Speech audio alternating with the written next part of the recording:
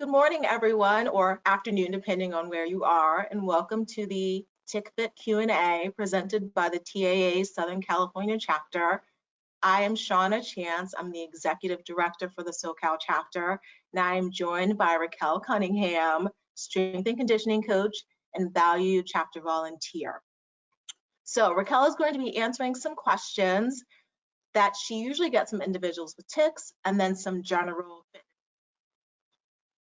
Before I turn it over to Raquel, a brief note. To learn more about our chapter and to donate, please visit socaltaa.org. And now I will let Raquel introduce herself to the audience and talk about her work. Raquel? Hi. Thanks for doing this. I'm excited. As Shana said, my name is Raquel Cunningham. I've been a strength and conditioning coach for 10 years, and I've had Tourette's diagnosed at age 6, so that's 28 years, many years.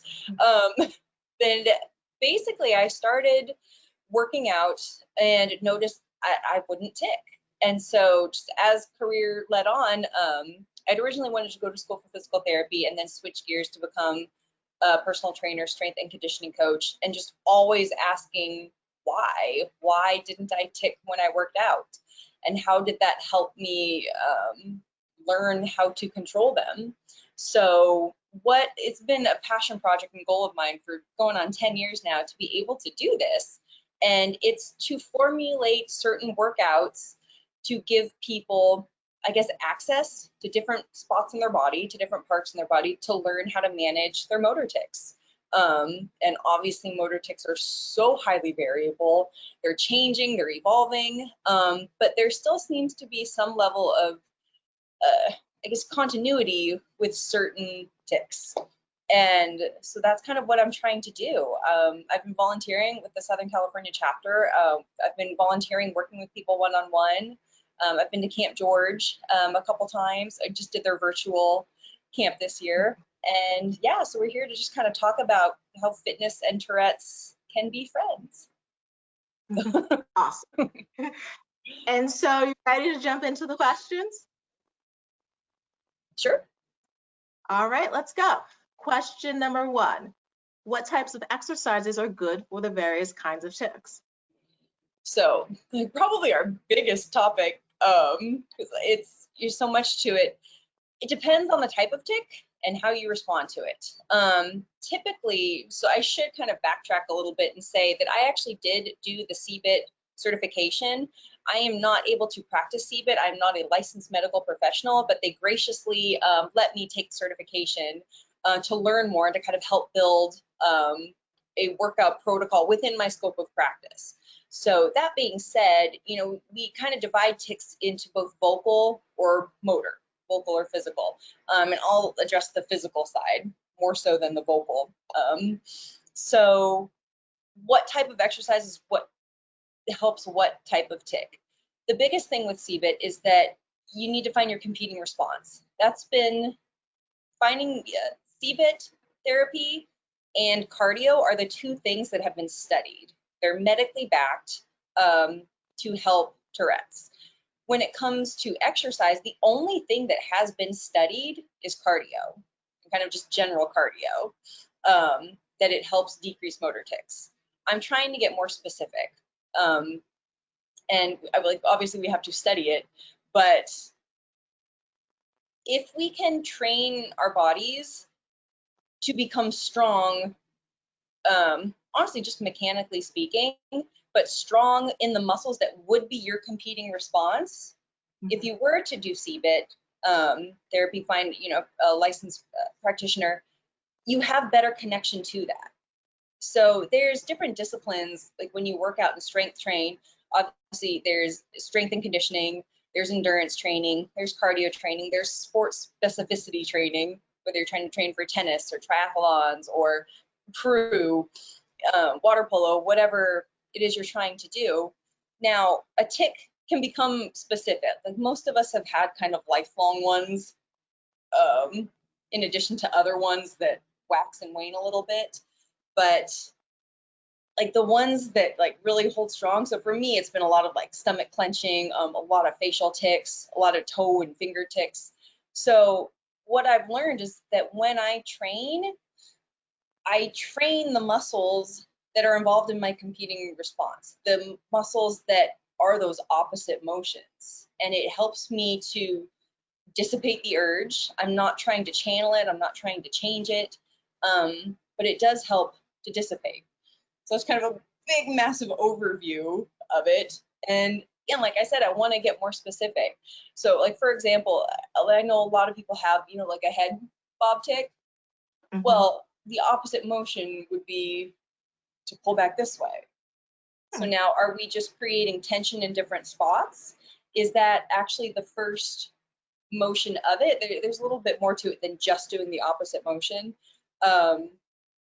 But going back to different disciplines in training, there's another area called neuromuscular reeducation. And that's literally retraining your brain to move your body in a different way. So I'm trying to be as succinct as possible. So with neuromuscular training, again, it's your brain to muscle.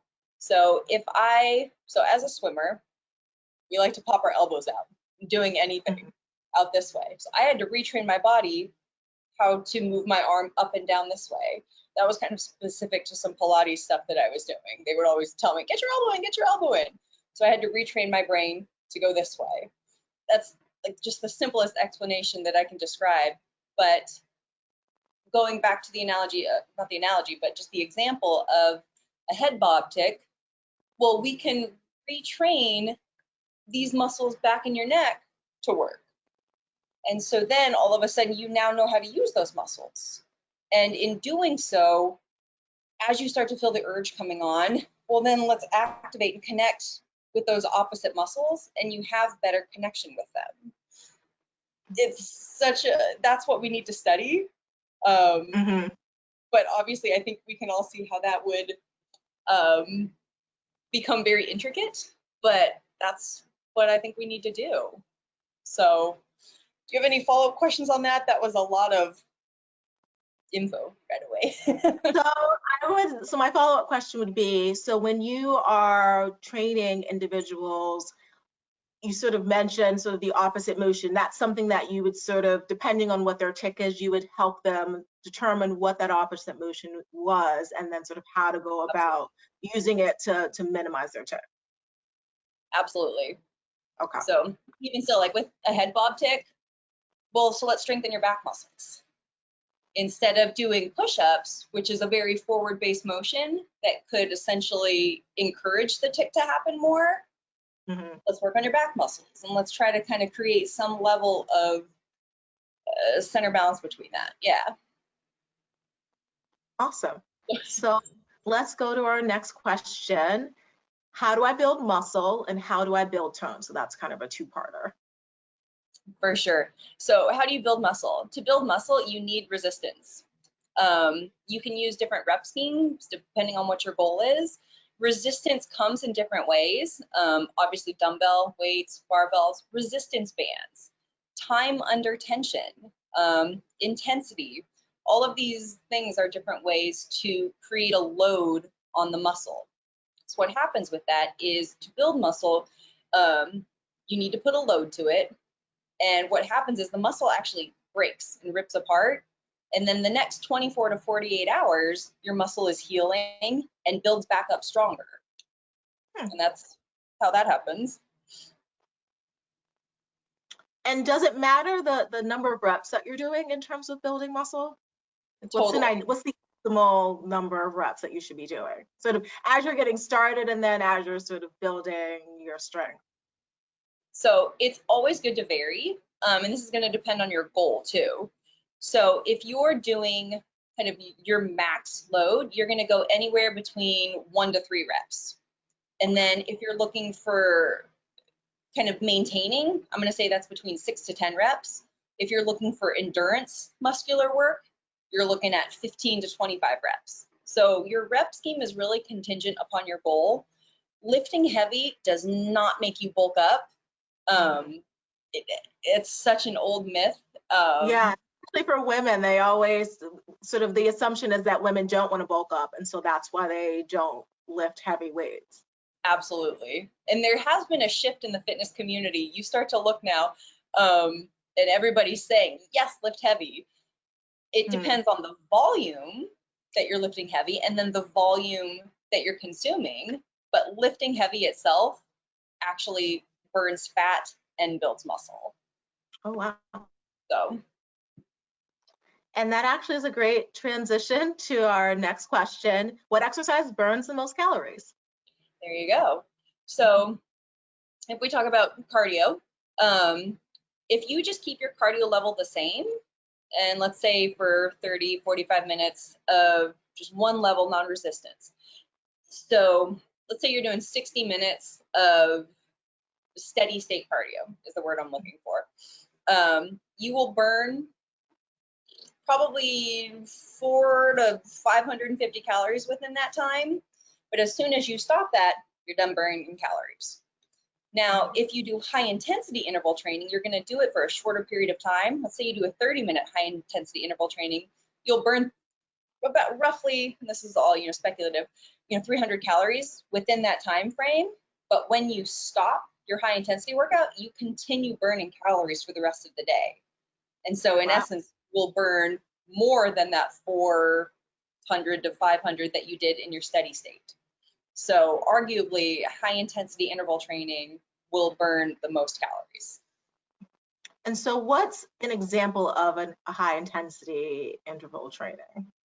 Usually it's time-based. So you could do, 30 seconds of squat jumps and then a 10-second rest, then 30 seconds of skier jumps, then another 30 seconds. So it's usually more circuit-based training as well. And you can change up your resistance and load to that as well. 30 seconds of kettlebell swings and then 10 push-ups, 30 seconds of kettlebell swings and then 10 lunges. There's a lot more room for creativity there, but it is usually circuit-based.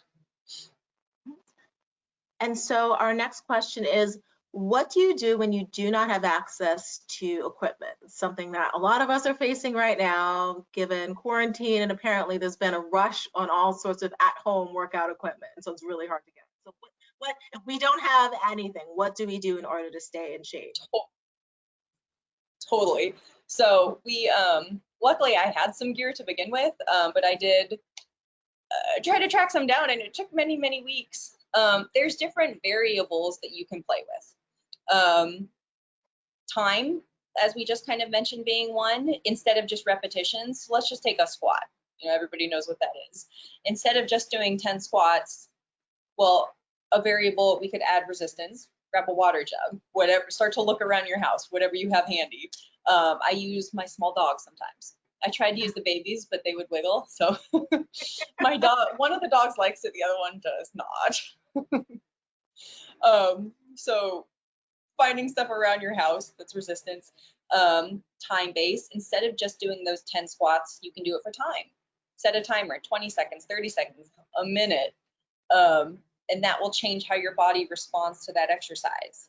The intensity of it, within those 30 seconds, are you consistent, up, down, or are you going quick? Are you going slow? That leads to another one. Time under tension is a big one. If you hold the bottom of your squat for 2 seconds, then stand back up. Hold the bottom of your squat and then stand up for 2 seconds. So that's another variable that will again produce change within your body. Volume. Are you doing different exercises together? Are you doing squats then push-ups, squats then push-ups? Or are you doing only squats and a high volume of that? So what am I missing here?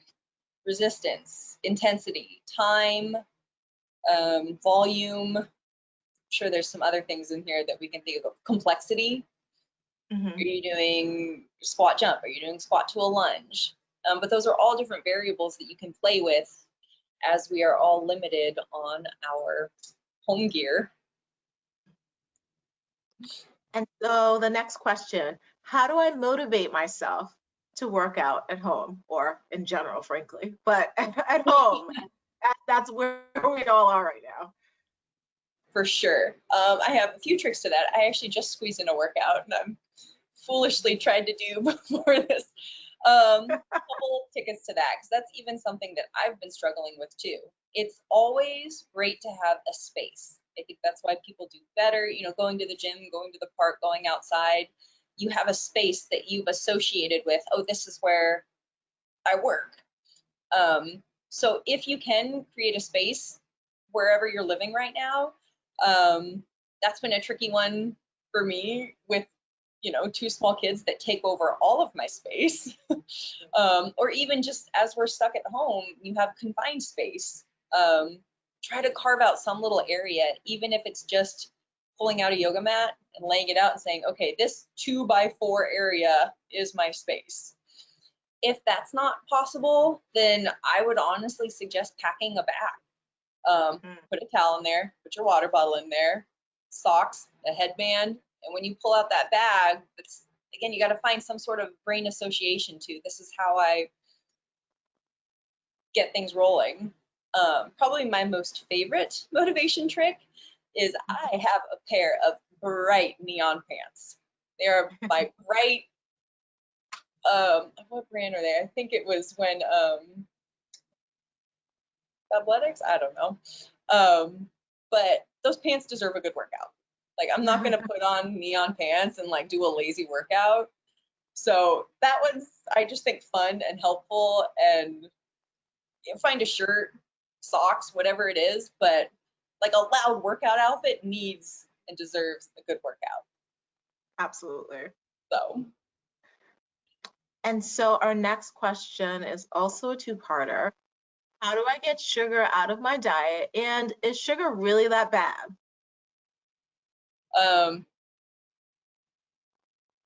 Go cold turkey. and kind of, yeah. So my first thing that I do as sugar re-enters life from time to time, lemon water. Lemon is actually very, very alkalizing, and that goes down to the molecular structure of it. But if sugar has crept back in your diet, I would just start throwing lemon in your water. It cuts the craving. I think it's very difficult to wean off sugar. It does kind of need a cold stop. It needs intention. And I would start reading ingredients too. You have to find out where the sugar source is coming from. If you start pulling things out of your pantry and look, you will see how much sugar is in everything. They talk about sugar in grams, and it's kind of a foreign thing. We don't know what a gram is. 4 teaspoons equals 1, I'm sorry, the other way around, right? I wrote this down. I always mess this up. It is, do you remember this? Gosh, what a fool am I. I wrote this down somewhere because yes, 4 grams equals 1 teaspoon of sugar. I don't know why, I've just always inverted those in my head. So if you see 4 grams of something or 16 grams of something, that's just 4 teaspoons of sugar that you put in your body. That adds up quite a bit. When you read ingredients on a box, the first few ingredients, they do it in order of quantity. So the first few ingredients are what they have the most of. And then they get sneaky with it too, brown rice syrups and fructose and, you know, all of these other things. So I'd start drinking lemon water to get sugar out of your diet. I would start reading ingredients, and I'd probably, those are the first 2 things to really start minimizing that. Is it really that bad?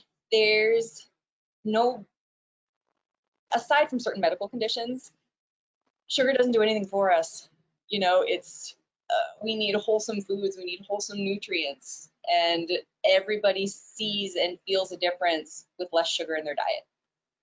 So I can personally attest to that as someone who has, and I almost talk about sugar like it's a drug, because that's almost, it's kind of how it is for me. Like if I'm eating it, I'm eating it all the time, but I have to go cold turkey when I don't eat it. I'm recently on a cutting sugar out of my life kick, and I've noticed that whether it's my joints don't ache as much, I sleep much better, just a lot of things. And it's the first few weeks of not having sugar, it's horrible. that's true. But Good point. it takes a while for your body, my body at least, to stop craving it. But once I get past that point, I'm like, I feel much better. And I have been starting to read ingredients more closely, and it's in everything. It's in things that you don't even think of. And it's like, wow, yeah. But I know that sort of the effects. I always feel lethargic when I'm eating a lot of sugar, or I have this high when I eat it, and then it's like this crash as my body is sort of processing it. And so, yeah, so I'm fingers crossed that it'll take this time. I think I've quit sugar. This is probably like the 5th time over the last 10 years, but as I'm getting older, I realize the effect of it on my body, and not to mention the effect on my. It's I have a so lot of motivation, so hopefully I'll kick it this time. You know, I feel like it's a continuing thing too, because it just slowly creeps back in. Because you and I have talked about this, Yeah. you know, before. It creeps back in. I do think hard to just have no sugar for the rest of your life, but to then become mindful of when we do, you know, when's it worth it, when's it not. But to your point, like start looking at the ingredients. It's in everything. And when you can cut that part out, you know, if it is time for your birthday, yes, you can have cake on your birthday. Like, you know, like, but now you know, oh, this is where my sugar is coming from, not from all of these random places, not from my yogurt. I think yogurt's such a hidden one with so much sugar. Even the And for ones, me, it was I was eating a lot of candy, and then I don't eat a lot of processed foods, but I noticed that in the processed foods, obviously, it's a ton of sugar.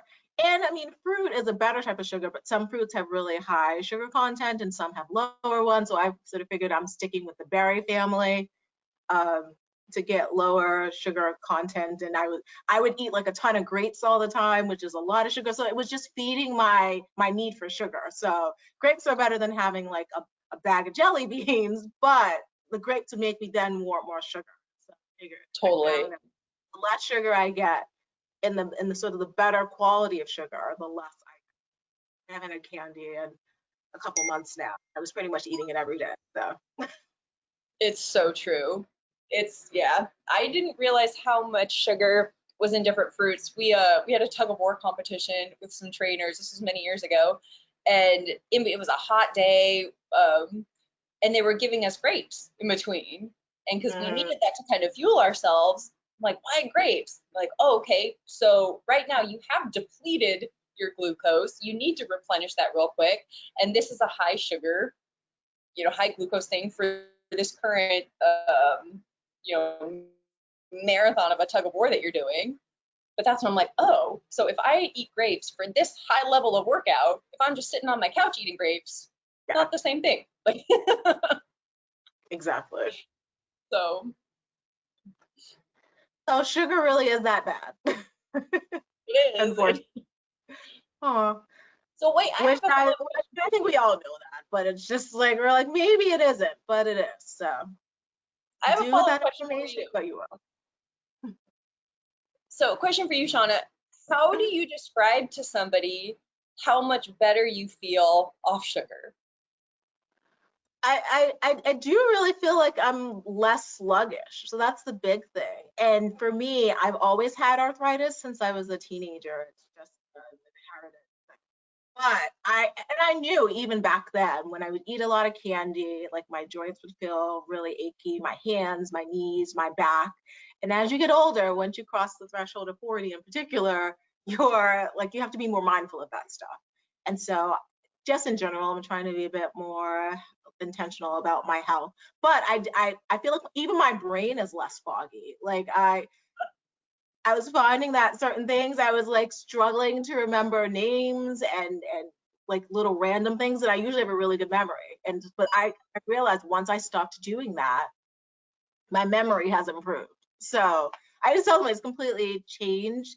And so just holding on to that in case I'm tempted, in case I go somewhere, if we ever can go places again. And there's like a big bowl. Jelly beans is the thing for me. So yeah, if I'm with a big bowl of jelly beans, I know that I can stay away from that because I know all of that comes with it. And to your point, it's not like an isolated incidence of like having sugar. Like for my birthday, I'll have a piece of cake and I won't be like, I shouldn't have had that sugar. But if I have it too many days in a row, that's where I sort of find myself into trouble. Like the first day I'll have, I'm like, wow, this is really sweet. I can tell that I don't eat much sugar anymore. Right. And then it's like the next day I'm like, oh, I can just have this whatever. And then like a weekend, I'm like, I've been eating sugar every day, and that's typically how I fall off the wagon. Because I talk about it like it's an addiction, because it kind of is It for is. It me. hits your brain in the same spot. Yeah, because you get like, I get this high like every time I eat it, when I'm sort of in that cycle, and times when I don't even want it, but it's just like force of habit. Like I'm not even enjoying the taste of it, because like it almost dulls my taste buds after a while, because I'm Totally. having so much of it. So that sort of enjoyment goes away, but I still don't stop eating it. So for me, it is a thing that I needed to kind of go cold turkey on in order to. But yeah, I just sort of overall sort of mental health, I felt a little bit better since I stopped eating it. Certainly my physical health, my memory, all of that has improved. So I'm like, I guess I'll stick it out. I think you hit the nail on the head with something too, though, that it changes your taste buds. Yeah. It totally, completely does. Like you eat a banana and you're like, oh, this is sweet. Or you have a jelly bean and it changes that. So all of a sudden the banana is not so sweet. You don't think of that as Mm. sugar. You know, we think of like the jelly bean, the M&M, the sugar thing as sugar. Um, yeah. And I think it, I love bananas too. Bananas and grapes were the fruits that I was eating constantly. And so yeah. now, I can even tell the difference. Like I can have a few strawberries or blueberries, and it's like I get that sort of, I get a little bit of sweetness only when I'm truly craving something, but then I don't want any more of them. So And I don't know if one exists, but is there a study that exists about sugar and Tourette's? Inflammation and Tourette's? Because sugar increases inflammation. mm. I Oh, guess, it's yeah, crazy. because with my arthritis, I wonder if I can, yeah, I will definitely, I'll have to look into that. I'm not sure. But yeah, I would be interested to know if there's any sort of correlation or causation. I believe that's the sort of. For sure, because I know my tics are active when I'm underslept. When I'm underslept, that's when I start to crave sugar. Um, Underslept, stressed, sugar, like it's just such Mhm. this perfect cocktail to increase your motor tics. So Yeah, that definitely makes sense. But I'll I have will to. leave us with this. When do you Okay. have your sweet treats then? Well, after you do a high intensity workout, your body metabolizes carbs and sugars the best.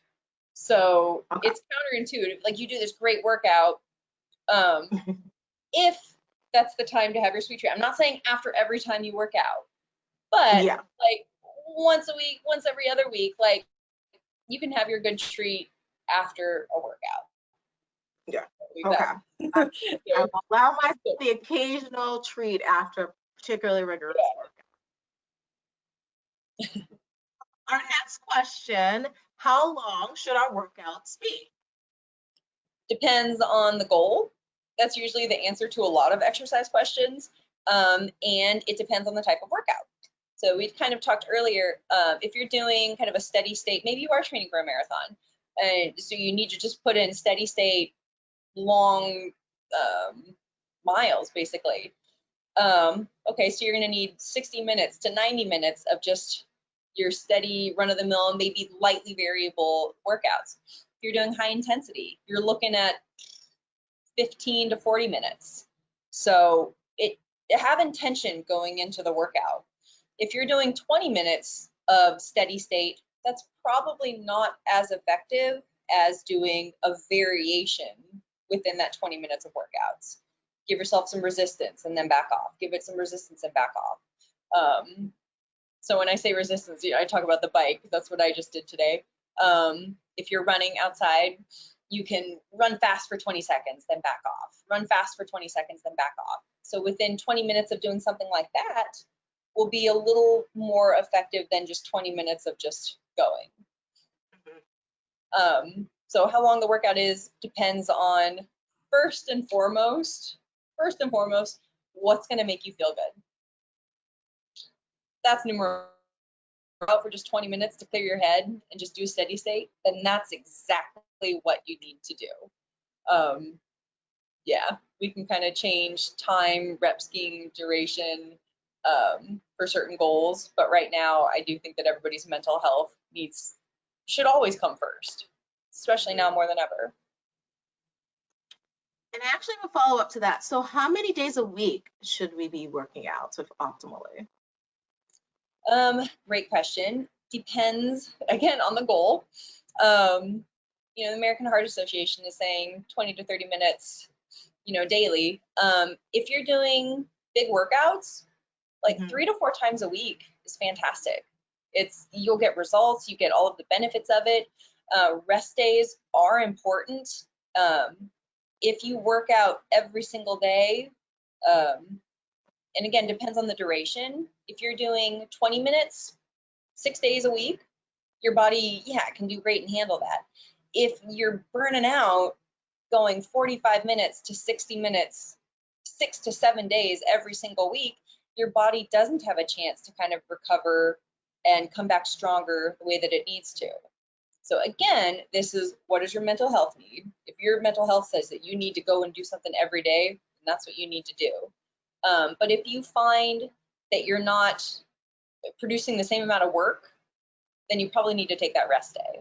So, you know, I'm 3 to 4 times a week of working out myself. I mobilize and stretch probably 5-6 days a week, but that's, you know, 5-10 minutes. But of an actual workout, I'm 3 to 4. Okay. And so our next question, how do I become more flexible? And then as a sort of another part of that, so we've talked about flexibility and what impact that may or may not have on any sort of physical tics. So yeah, flexibility, big one. Flexibility is, you know, specific to the length of your muscle tissues. There's different kinds of stretching. Static stretching is just when you just hold a stretch, and that's what's been taught to most of us. Dynamic stretching has actually been studied and proven to increase flexibility and have a longer result, basically. With static stretching, you get flexible for the next 10 minutes and then your muscle tightens right back up. Dynamic stretching is holding a stretch for 3 to 5 seconds, releasing, holding 3 to 5 seconds, releasing. It's also important to challenge the tissues at their end range of motion. And so that doesn't mean like, okay, stretch as much as you can and then try to push a force through it. It's a little more gradual than that. But there are other ways to increase flexibility other than just static stretching. And so considering that the question was, well, how do I do that? You need to challenge the tissue at its end range of motion. And so there was a follow-up to that too. Oh, yeah, my follow-up was, how does flexibility, or can you speak to whether flexibility has an impact on any physical tics that an individual might have? As you become more flexible, is it sort of, are you better able to manage tics? Do you sort of, can you speak anecdotally to that? So interestingly enough, so there's a difference between flexibility and mobility. Mobility talks about your joint. How mobile is that joint? Flexibility, how far does that muscle tissue reach? And considering that tics are so much about a sensation or an urge, it depends on what you're kind of chasing. I know some people that have to pop their shoulder. I actually used to have to pop my jaw. So those are both jointy things, which are mobile. And again, so I'm chasing that feeling. If on the flip side of that, if you're tight, I have seen that more likely that kind of entices more of the urge, more of the tick to want to come out, tick to want to be there. So that doesn't mean that if all of a sudden you're flexible and not tight, that the tick will go away. I actually am chasing the thought and the hypothesis that if you create more centration around the joints involved in that tick, that will help dissipate the urge. So that's kind of a big concept. That's kind of the base of my hypothesis and what I'm trying to chase in doing, you know, what I'm calling TicFit. So for example, let's use, you know, the shoulder popping. So, you know, I have somebody that has to pop their shoulder this way. And so that will shorten and tighten your pec muscle. So let's say we do push-ups then. All right, well, that's going to tighten that muscle even more. And so more likely to tick then, because you're kind of priming that muscle. That doesn't mean don't do push-ups. What that means is let's balance this out and work on your back muscles first. And so now all of a sudden, this joint knows how to do more range of motion, and we can create equal tension in the muscles around that joint. So does that kind of make sense? Yeah, it does. So our next question, what is intuitive eating? Intuitive eating is, there's so many phrases around how to eat, diet, nutrition. I believe intuitive eating to be the end all be all goal of how we should eat. And that's knowing what makes your body feel full, what makes your body feel sharp, what makes your body feel strong, what makes your body run as smooth as it should. So if all of a sudden we see, a sweet potato or cereal, like what are we going to go for? Like, okay, the cereal's easy to grab. The sweet potato I know makes me feel better. Okay, I'll, bake it and have a sweet potato something. So it's knowing what's going to give your body, make it run the best that it can. And I think there's different steps to get there. Everybody will have to find their own steps to do that. Whether it's doing something like the Whole30 or paleo or counting out your macronutrients. But intuitive eating is knowing like what your body needs when it needs it. So an example of that is, as I mentioned earlier, when I'm tired and underslept, I crave sugar. And so that's when I'll tell myself, okay, instead of the sugar, I'm actually going to up my healthy fats. I'll have avocado toast and I'll have, protein shake with some almond butter in it, because I know that that will make me feel better, more energetic. And it's taken a long road to get there, to figure that out. But awesome. So that transitions to my next question.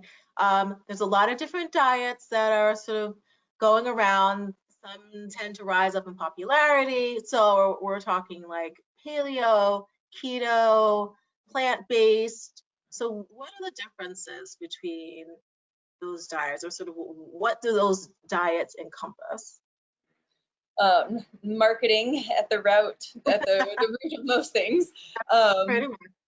Yeah, so keto is short for an actual system, not system, it's the right word I'm looking for, just processing that your body goes through, and it does shed fat.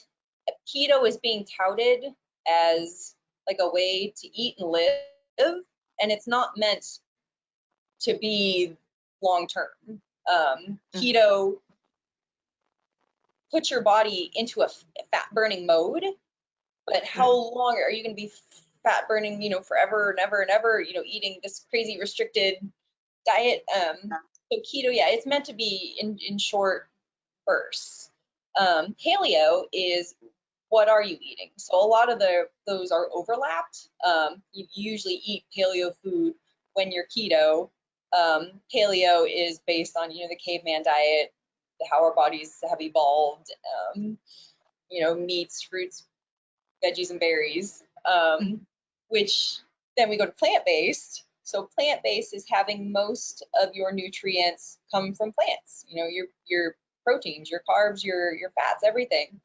So a lot of different words and categories for very similar things.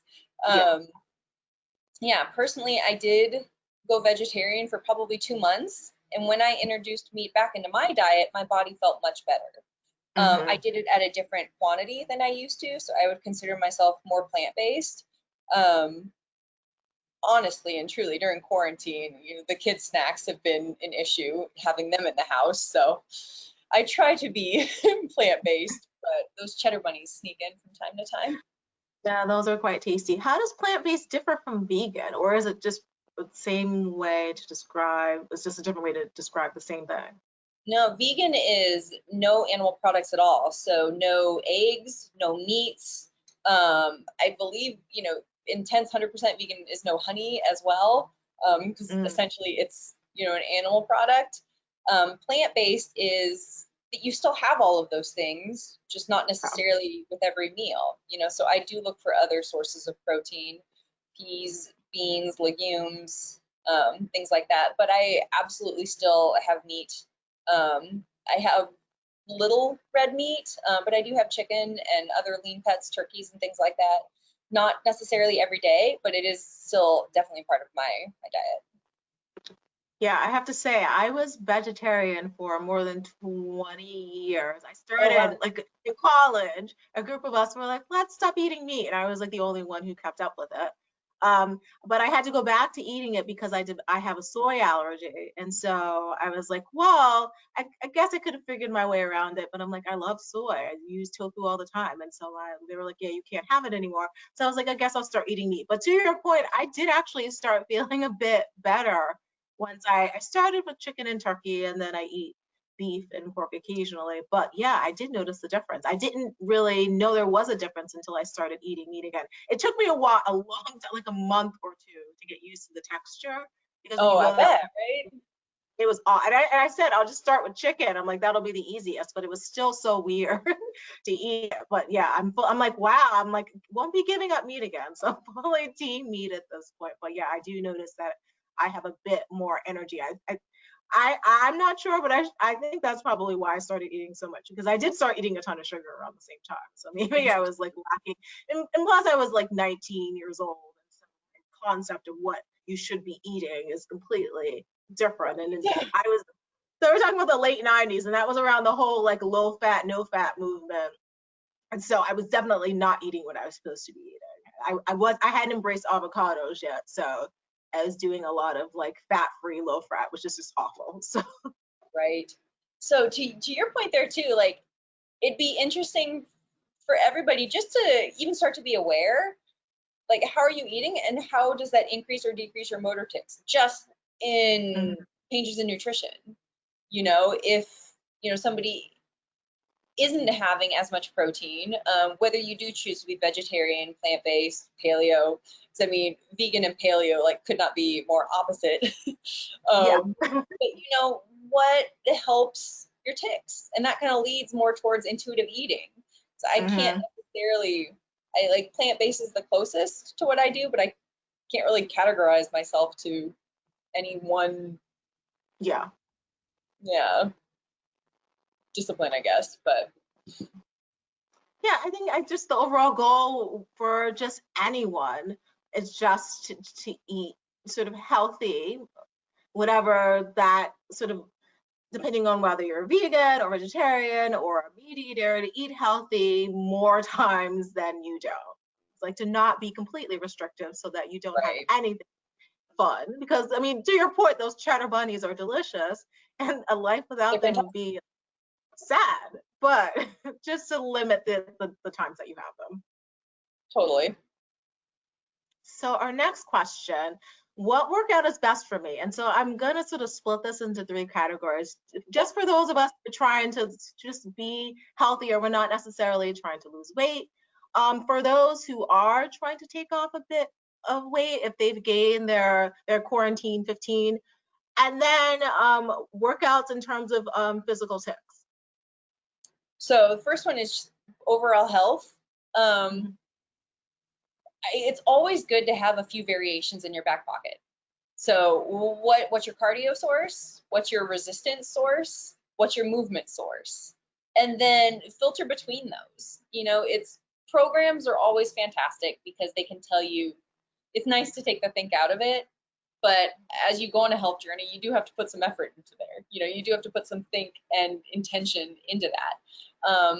But if you are just trying to just maintain and live a healthy life, be active, stay strong, then those three things all need to be a part of your exercise life. Resistance somehow, cardio somehow, and movement somehow.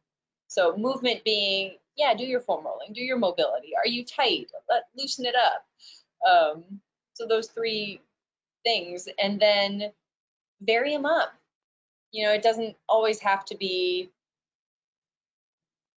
so regimented unless that works for you. But I will say, if you over regiment it, people will fall off more. So your question is, how do we work out and live a healthy life? Well, if you have 3 styles of workouts, if you feel good about doing one day, you're more likely to do it. So And the second one was, what's the best workout for me to actually lose some weight? Resistance. We've got to keep our muscle mass up. When you do have more muscle mass, that will keep the fat off, and that will help the scale drop. It is, if you are only doing cardio, which unfortunately right now, while we're all stuck at home, is the biggest thing offered to us. You can go for walks, you can go for runs, you can jump on your bike, you can swim if you have a pool. But cardio alone is not enough to lose fat. We need the resistance. And then that goes back to an earlier question of, well, what do I do if I don't have equipment? You change up those variables. You find something in your house that weighs something, and then you play with the variables. And then the third part was about tics, yeah? Yes. So you really kind of need to do a deep dive for what are your tics and figure out the movements involved in that tics, and then start looking up strengthening in kind of opposites is like the most, that's what I'm looking for. Just the simplest way that I can describe it. So as we've all been sitting a lot, not doing anything, I do feel like everybody's head and face tics have probably gotten the worst. Yeah. And so like facial tics are hard too, because what's the opposite of a facial tic? If we tick this way, is it to do the opposite face? Is it to do it down? Is it, those ones are hard. But overall speaking, your face, eyes, grimace, jaw, opposite of neck motion is we got to focus on our upper back. So with those being kind of heightened at the moment, I would say posture. Start looking up any exercise right now that deals with posture. That's core, that's upper back. Great. So my next question, is Raquel available to train me? Yes. Meaning I'm asking for the audience. I'm ready. Yes, I've been working, I have my existing clientele, but I've been able to carve out some time and do volunteer one-on-one with people, and it's been working. It's been very cool, and because you guys are helping me establish baselines and protocols and figuring out a way to kind of give mass information out for very specific things, which is a big challenge. So yes, you can go to TicFit.org.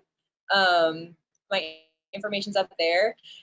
It's a slow process to get the website going, but it is there. You can email me, raquelrkc@gmail.com. I do a consult with you, and we meet once a week and do a virtual session. And usually after about 4 to 5 one time a week, by that point, we have a set exercise program for you, and I let you carry on with that. Then we check in every couple weeks, and the hope that, not hope, we're actually trying to get some manageability with tics. So yes. Awesome. And then our final question, and I actually haven't answered this question myself, but I will let you answer first. How do I get involved with the SoCal TAA? Well, the website has been. Talk a bit about your experience as a volunteer. That would be awesome. Yeah, it's been great. The online community that's come together during this time has really been phenomenal. The resources, I myself utilize the YouTube channel a lot to find different information. Yeah, so the website and YouTube have been my two biggest sources for the Southern California chapter. And awesome. You, I know, have a wealth of information on that. Yes, I would just encourage everyone to visit our website, SoCalTAA.org. We actually have some wonderful events coming up in the fall, virtual, of course. And Raquel and I have talked about sort of continuing to offer TicFit programming through 2021 and beyond, because we think that this is something that we've received a lot of wonderful feedback from the community. Yes, I would encourage you to sort of, in order to stay up to date in what's happening in Southern California, visit SoCalTAA.org. And of course, if you would like to make a generous contribution to support our programming, you can visit our website and do that as well. So that concludes our Q&A session. I'd like to thank all of our viewers. And of course, thank you, Raquel, for your time and your expertise. Any last comments or thoughts? No, I'm excited to help the Tourette's community just work out and get strong, and yeah, I'm excited to help be a resource. Awesome. So thank you everyone for tuning in. Again, be on the lookout for more TicFit related activities and just our chapters programming. But thank you everyone and have a wonderful day. Thanks. Bye.